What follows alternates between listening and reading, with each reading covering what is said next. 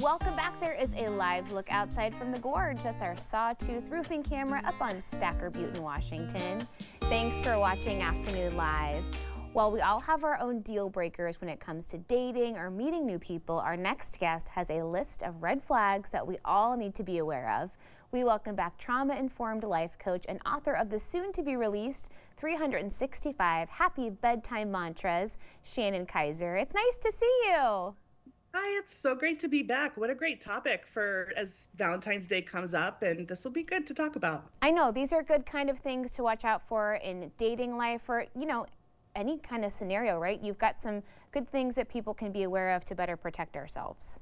Absolutely. I think any relationship, we want them to be healthy, and red flags are different for everyone, but the red flags we're talking about today are the ones you really want to pay attention to, because if you get involved with someone who kind of displays these, when we get involved with people, we kind of ignore or, just look at the good side. And when we do that, we get in pretty deep and it's harder to break away. And so these are things you really want to look for when you're getting to know someone. The very first one would be love bombing, which is something we've heard. It's kind of popular in psychology right now and in the dating world, but it's when someone kind of overloads you with master manipulators. They will look at what you need. So if you're dating and they're like, oh, this person wants attention, I'll just give them attention. Or maybe you're really into gifts, someone will flood you with gifts. The love bombing is an overload. If maybe you're applying for a new job and the boss is promising you everything, even though they know they can't really fulfill it. So just pay attention if things move really fast. And if it feels too good to be true, it probably is. That's a really good point in love or in your life at work. Those are all things that we need to be aware of. Okay, what about somebody who frequently brings up money, social media followers, certain success terms? Yeah, it's interesting you say success, because what it comes back down to is kind of the opportunist mindset, or someone who's very much into having a one-up or a power dynamics. I went on a date, several dates with different people for a few months. This was several years ago, and I realized within the first week of every single date, they would always ask about money or followers, or they would just bring up, like, it was just a very much tunnel vision on success, money. They didn't really want to get to know the person in a well-rounded way. And it turns out that they really much were on a career path trying to climb the corporate ladder. So what this means is sometimes people will use you for money or use you for you're a means to their end. I was involved, unfortunately, with a friend who faked a friendship, who turned out to be a professional con artist. And this was some red flags I saw very early: money, money all the time.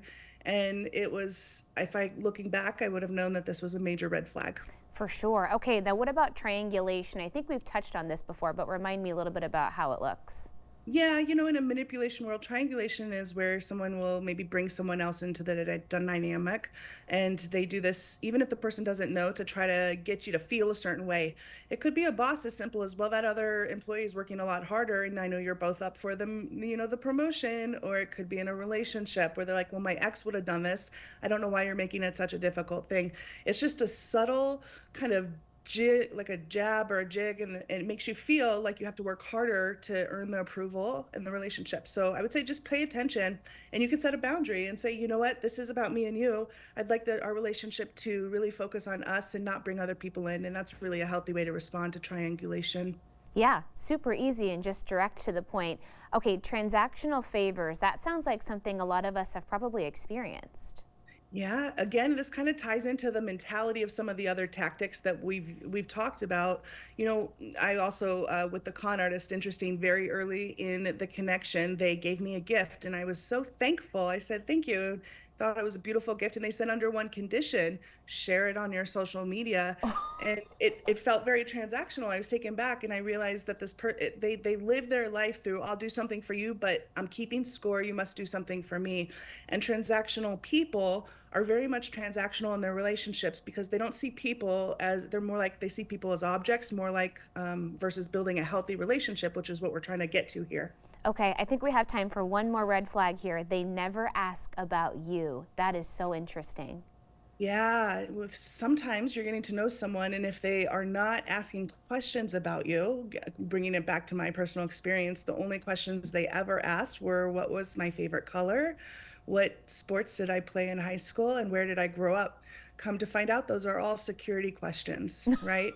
In our whole relationship, our whole time we'd hang out and I'd leave our dinners together and I thought I was building a friendship. They never actually asked anything else.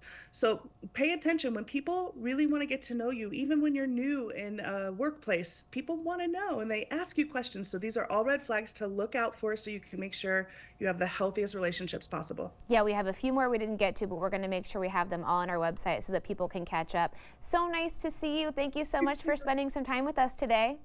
Thank you. All right, Shannon's new book again, the upcoming one, is 365 Happy Bedtime Mantras. We'll have more on our website at katu.com. We'll be right back with more Afternoon Live right after this.